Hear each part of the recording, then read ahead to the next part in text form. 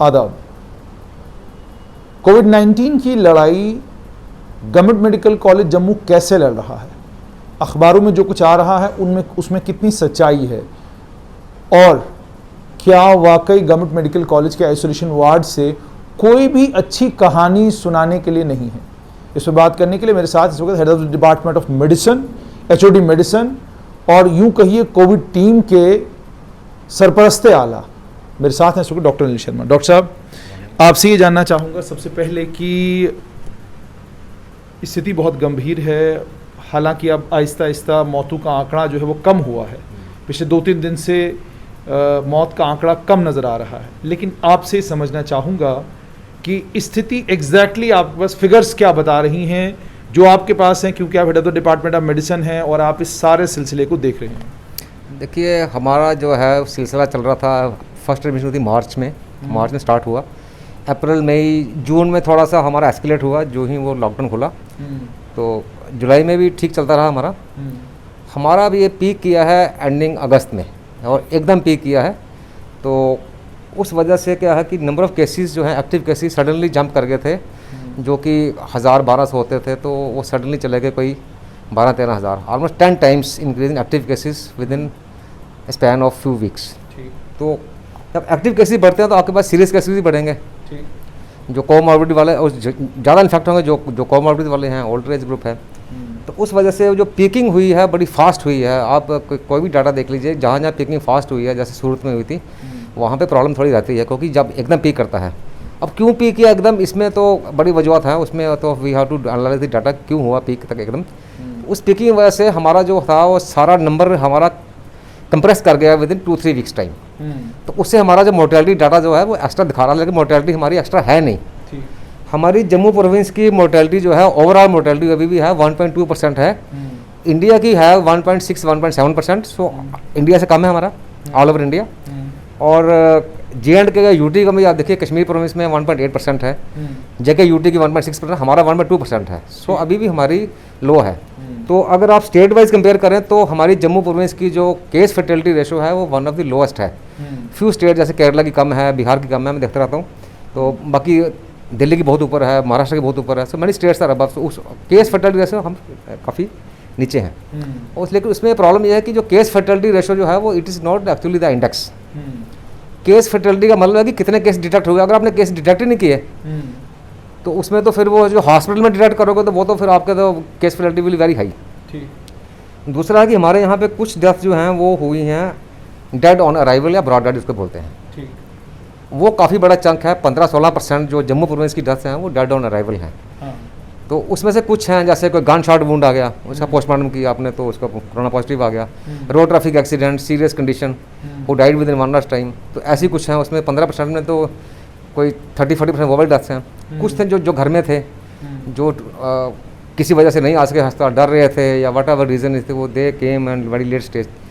तो वो उस वजह से हमारी जो मोर्टेलिटी फिगर थोड़ा सा बड़ा, जो 1% नीचे होना चाहिए, 1.2% चला गया है।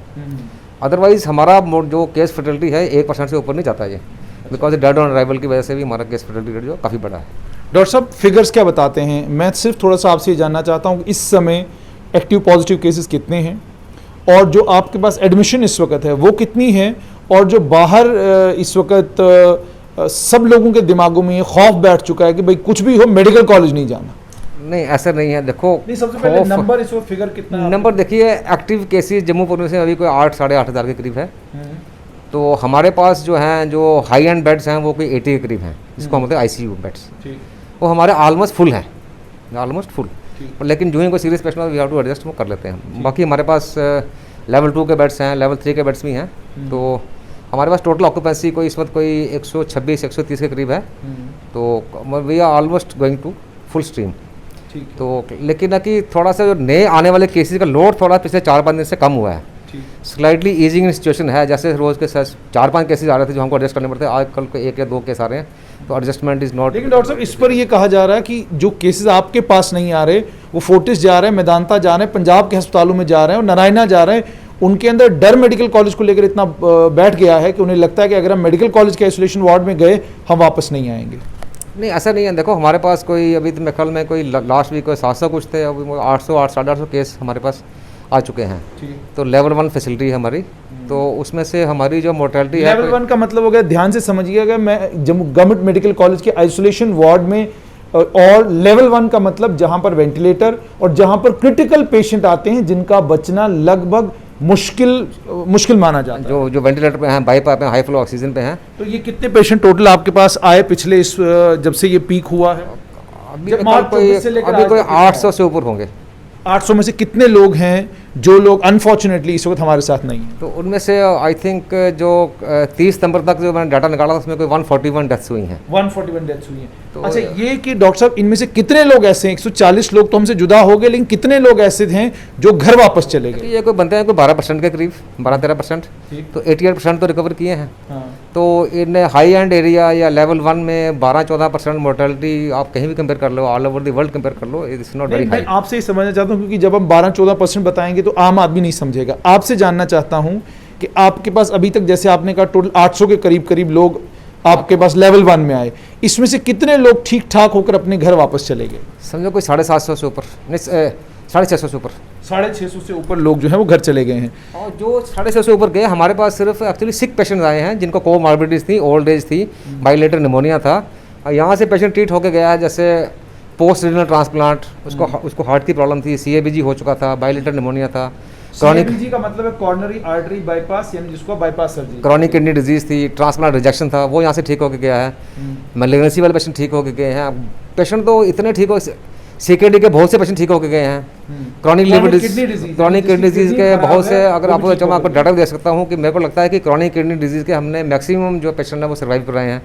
क्रॉनिक लिवर डिजीज का हमारे पास अगर 20-25 पेशेंट आए होंगे, उसमें से एक दो डेथ सिर्फ हुई है। CLD में हमारा रिकॉर्ड इज़ वेरी गुड। तो बाकी डायबिटीज़, हाइपरटेंशन, बाइलेटरल, जिन लोगों की मौत हुई डॉक्टर साहब, इन लोगों में ज़्यादा प्रॉब्लम किस चीज़ की थी? इनमें ज़्यादा तादाद किन की थी? क्या डायबिटिक थे? क्या हार्ट पेशेंट वाले थे? क्या ऑलरेडी मल्टीपल प्रॉब्लम्स के साथ जो जूझ रहे थे, क्या उन लोगों की थी? या कुछ ऐसे लोग भी हमारे हाथों से चले गए जो बचाए जा सकते थे लेकिन नहीं बचे? ये करना रेट्रोस्पेक्टिव, एक्चुअली जो लेट अराइवल हमारा, एक्चुअली जो 30-40% मोर्टेलिटी है, that is with in 48 hours. जो 48 आवर की पहले जो मोर्टेलिटी होती है उसको हम कहते हैं लेट अराइवल, तो उसमें बचाना बड़ा मुश्किल होता है। सो हमारी उस वजह से थोड़ी मोर्टेलिटी रिस्क्यू हो रही है बिकॉज ऑफ लेट अराइवल। दूसरा, हमारे पास जो मेजर चंक जो कोमॉर्बिडिटी का है वो है हाइपरटेंशन और डायबिटीज़, मेजर चंक है। उसके बाद है chronic kidney disease, chronic liver disease, फिर कोई मैलिग्नेंसीज या कोई रेयर डिजीज। 140 में से आपको कहूँ कितने लोग हैं जो सिर्फ हाइपरटेंशन, क्रॉनिक किडनी डिजीज़ या हार्ट की किसी बीमारी की वजह से जिनकी मौत हो गई? कोमॉर्बिडिटी वाला समझो आप ऑलमोस्ट कोई 89-90% विद कोमॉर्बिडिटीज़ थे। बाकी ओल्डर एज ग्रुप था, ओबेसिटी भी है फैक्टर्स में, कई पीपल ओबीस। तो बाकी जो रेयर जो थोड़ा यंगर डेथ्स हुई हैं उनमें भी सम पीपल हैड एनीमिया था, किसी को कोई लिवर की प्रॉब्लम थी, या किसी को कोई ट्यूबरकुलोसिस था। लेकिन लोगों में इतना खौफ क्यों गवर्नमेंट मेडिकल कॉलेज के आइसोलेशन वार्ड को लेकर? थोड़ा सा मैं आपसे जानना चाहूँगा ताकि लोगों को ये पता चले कि गवर्नमेंट मेडिकल कॉलेज के आइसोलेशन वार्ड से इतना घबराने की, या गवर्नमेंट मेडिकल कॉलेज में एडमिट होने के बाद डरने की या खौफ खाने की कोई ज़रूरत नहीं। देखिए, यहाँ पे बहुत अच्छा काम हो रहा है, हमारे डॉक्टर दिन रात लगे हुए हैं और all facilities are available, all drugs are available. अब प्रॉब्लम यह है कि एक्चुअली जम्मू प्रोविंस का एक ही अस्पताल है लेवल 1 का, सभी पेशेंट यहाँ पे आते हैं, तो यहाँ पे नेचुरली थोड़ी मोर्टेलिटी थोड़ी ज़्यादा दिखती है आपको। तो लेकिन जब वो आप सिर्फ मोर्टेलिटी देखो, आप लगेगा कि जो पेशेंट आ रहा है, लेकिन आप जो पेशेंट ठीक होकर जा रहा है उसको नहीं देख रहे आप। तो इतना घबराने की कोई बात नहीं है। हाँ, बिकॉज ऑफ गवर्नमेंट हॉस्पिटल, यहाँ एवरीबॉडी इज़ वेलकम हेयर। देखो ना, आप कहीं जाओगे, if you try to some other hospital जो यहाँ अक्रॉस है, वहाँ पहले फ़ोन करना पड़ेगा, भाई हम आ जाएं, बेड है नहीं है, उनकी मर्जी होगी बेड देंगे नहीं देंगे, हम तो ऐसा नहीं कर सकते ना। तो उस वजह से रश यहाँ पे ज़्यादा रहता है, और this we have to cater to everybody, lower से लेकर upper strata we have to cater everybody. तो उस वजह से यहाँ बिकॉज ऑफ रश की वजह से लोगों को कई बार लगता है कि मतलब बहुत रश है, क्या होगा, तो थोड़ा डर जाते हैं। लेकिन इतना घबराने की बात नहीं। हमने जो है डॉक्टर्स भी आगमेंट किए हैं, अब नंबर ऑफ जो हमारे ड्यूटीज डॉक्टर थे वो भी बढ़ा दी, जैसे जैसे रश बढ़ता रहा। जैसे हमारे पहले अगर 2 डॉक्टर काम कर रहे हैं, 4 के 6 कर दिया, अब हमने we are put on 4 places, तो we are adequately managing them, इतना प्रॉब्लम। लेकिन हमारी जो है बेसिकली पॉजिटिव स्टोरीज बाहर नहीं आ रही हैं। उसका ये भी वजह है कि हम इतने बिजी हैं मैनेजमेंट में कि अगर नेगेटिव स्टोरी आती है उसको हम नेगेट नहीं कर पाते, ना हम पॉजिटिव स्टोरी दे पाते हैं, क्योंकि हमारा इस वक्त फोकस इज ऑन मैनेजमेंट। हमको पहले पेशेंट को बचाना है। ठीक है ना, स्टोरी तो बाद में होती रहेगी, जब फ्री होंगे स्टोरी कर लेंगे, उसका प्रॉब्लम नहीं है। लेकिन ना कि अगर इतनी नेगेटिविटी फैलेगी तो लोगों में खौफ फैलेगा, फिर people will not gate admitted, उससे मॉर्टेलिटी बढ़ती है। तो इतना घबराने वाली कोई बात नहीं है। हमारी जो है इसमें हमारा पूरा सेटअप है, तो हमारा डॉक्टर्स भी हैं, नर्सेज। डॉक्टर साहब, एक और चीज़ भी देखने को मिली कि कुछ लोग जो गवर्नमेंट मेडिकल कॉलेज आए वो यहाँ 2 दिन रहे और भागकर नारायणा चले गए और उसके बाद नारायणा से ठीक होकर वापस आए। क्या आपने कोशिश की कि कोई डाटा रखा जाए कि जब उन्हें एडमिट किया गया था वो किस स्टेज पर थे, और उसके बाद जब वो यहाँ से नारायणा चले गए तब उनकी पोजीशन कितनी ठीक हुई थी? देखिए, जो यहाँ से पेशेंट बाहर जाते हैं ना, बेसिकली ये गवर्नमेंट हॉस्पिटल है, कुछ 10-12-15% लोग जो होते हैं they want to have private facilities. वो हर जगह होता है, कोई he will like to have a private facility. Jammu में प्राइवेट फैसिलिटी इतनी है नहीं, सिवाय नारायणा को छोड़ के, तो बाकी प्राइवेट में कोई काम नहीं कर रहा। तो पहले भी चाहे हमारे पेशेंट थे, नॉन कोविड भी लोग बाहर जा रहे थे, कोई जम्मू प्राइवेट फैसिलिटी है नहीं, तो they want to avail private facility.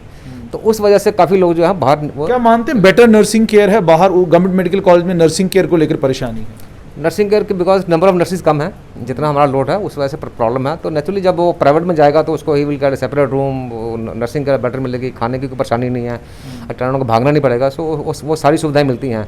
लेकिन as far as management is concern, हमारी मैनेजमेंट किसी से भी कम नहीं है। This I want to assure people कि हमारी मैनेजमेंट में कोई प्रॉब्लम नहीं है। मैनेजमेंट हमारी पूरी परफेक्ट है।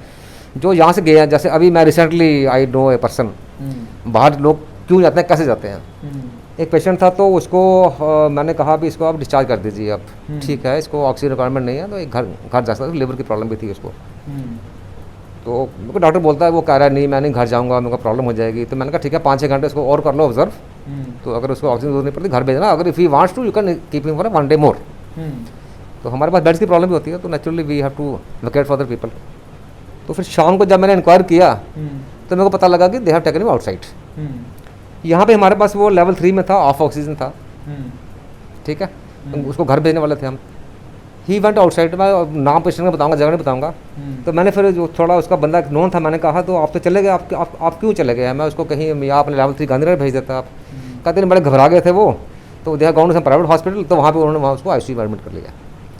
और जब वहाँ पे ICU में एडमिट हो जाएगा, वहाँ पे उसको 2 नर्सें या 1 नर्स होगी, डॉक्टर देखेगा, है पेशेंट ठीक है बिल्कुल, 2-4 दिन बाद ठीक हो गया, आएगा फर्स्ट क्लास, तो वो गुणगान नहीं गाएगा ना। लेकिन जो हमने किया उसको 2 हफ्ते में, जो उसको बिल्कुल रेस्पिरेटरी डिस्ट्रेस में आया था, पूरा ठीक किया था, 90% ठीक कर दिया था हमने, वो हमको क्रेडिट नहीं मिलेगा ना। तो हमारा कई बार क्रेडिट जो है दूसरे लोग ले जाते हैं। जैसे यहाँ से पेशेंट बाहर चला गया या ऑलमोस्ट 80% रिकवर कर गया, तो बाद में 2-4 लीटर 5 लीटर ऑक्सीजन 2-4 दिन लगा के ऐसा अच्छी नर्सिंग केयर से, तो you can say icing on the cake. तो उससे हमको जो क्रेडिट कई बार नहीं मिलता है, उसका रीज़न यह है कि हमारा गवर्नमेंट हॉस्पिटल है, यहाँ रश बहुत है, तो we can not cater to some other demands of the people, क्योंकि यहाँ पे थोड़ा लोगों को काम थोड़ा ज़्यादा करना पड़ता है, वो टेस्ट करवाना है, ये करना है, भागना पड़ता है, वहाँ भागना नहीं पड़ता, तो दे फील एट ईज। तो लेकिन as far management concern, management में कोई प्रॉब्लम हमारी नहीं है। डॉक्टर साहब, एक और चीज़, जैसे आपने कहा अब जम्मू संभाग में इस वक्त, आपको याद होगा शुरुआती दौर में जब हमने इंटरव्यू किए तो you are the first person जिन्होंने ये कहा था कि कम्युनिटी स्प्रेड होने लगा है।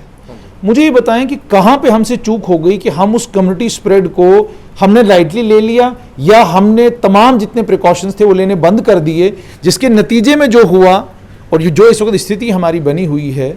क्या आप क्या समझते हैं कि कम्युनिटी स्प्रेड जिस समय हुआ, कहाँ हमसे चूक हो गई? सरकार से कहाँ चूक हो गई, हेल्थ विभाग से कहाँ चूक हो गई, और कहाँ पर आम आदमी, कहाँ पर मैसेजिंग की कमी थी जिसके कारण ये सब परेशानी सूद बनी? कोई चूक गवर्नमेंट से नहीं हुई, ना मैसेजिंग में हुई। मैसेजिंग तो आपके टीवी पे, मोबाइल पे हर वक्त आ रहे हैं कि सोशल डिस्टेंसिंग करिए और मास्क पहनिए।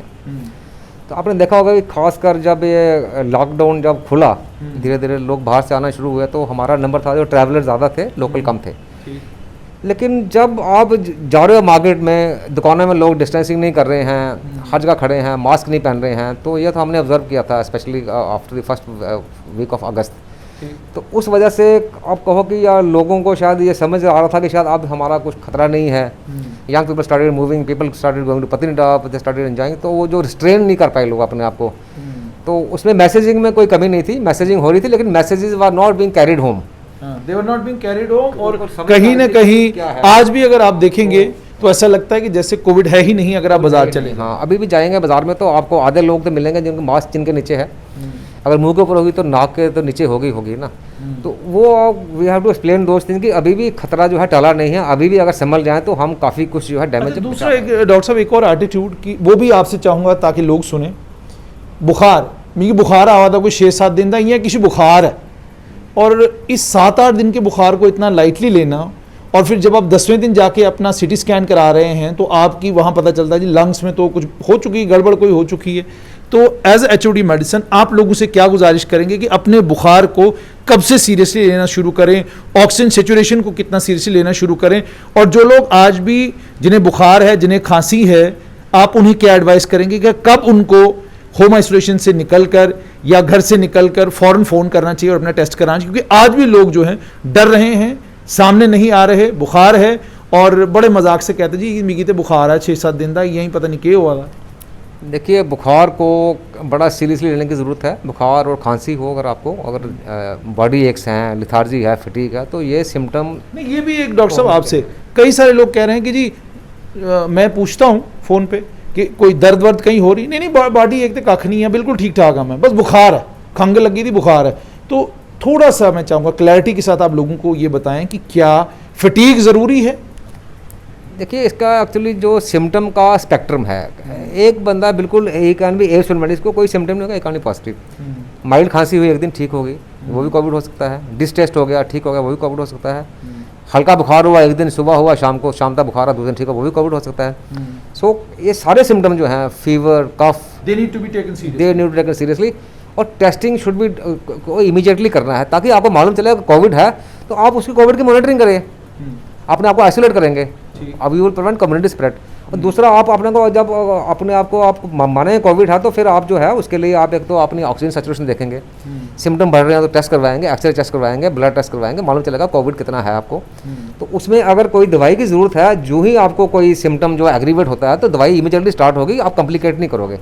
तो अगर आपने ऐसे बुखार खांसी 4 दिन घर में रोक कर रखा तो सडनली सैचुरेशन फॉल की, तो उसके बाद आप सडनली हॉस्पिटल लैंड करोगे, तो if you have saturation below 60%, 50%, फिर चांसेस ऑफ सर्वाइवल जो है कम होते हैं, लेकिन कम होते हैं, मगर ये सर्वाइव नहीं करेगा ऐसा कुछ नहीं है। लेकिन ना कि अगर आप जल्दी डिटेक्ट होते हो तो आपके भी हक में है, आपकी फैमिली के भी हक में है, तो इसलिए टेस्ट करना से कोई ऐसा पेशेंट जो आपके पास जब आया ऑक्सीजन सेचुरेशन 50 से कम थी और वापस ठीक ठाक होकर घर चला गया? बहुत से पेशेंट गए हैं, 50-60 बार बहुत से पेशेंट गए हैं। अच्छा। हाँ, इसमें बेसिकली एक्चुअली बॉडी का अपना भी थोड़ा होता है कि आपका रेस्पिरेटरी रिजर्व कितना है, बॉडी में कितना आपका क्षमता है।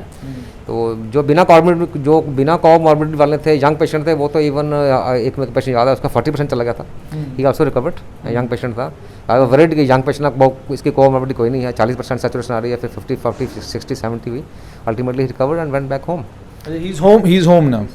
आखिर में डॉक्टर साहब आपसे जानना चाहूँगा कि क्या आश्वासन आप जम्मू संभाग के लोगों को देंगे कि जिनका विश्वास जो है वो कहीं ना कहीं ऑक्सीजन प्लांट की जो कंट्रोवर्सी हुई उसको लेकर और बाकी जो कुछ यहाँ से खबरें बाहर गई उनको लेकर, जिन लोगों के दिलों में खौफ और डर है, क्या कहेंगे गवर्नमेंट मेडिकल कॉलेज की कोविड मैनेजमेंट और गवर्नमेंट मेडिकल कॉलेज के आइसोलेशन वार्ड के बारे में? देखिए, मैं लोगों को एक ये यकीन देना चाहता हूँ कि हमारा सिस्टम इन प्लेस है, डॉक्टर्स की कोई प्रॉब्लम नहीं है, ऑक्सीजन की भी कोई प्रॉब्लम नहीं है, बेड्स की कोई खास प्रॉब्लम नहीं है हमारे अभी, बाकी ट्रीटमेंट के एज फार एज ड्रग्स की कोई प्रॉब्लम हमको नहीं है, तो मैनेजमेंट का कोई इशू नहीं है।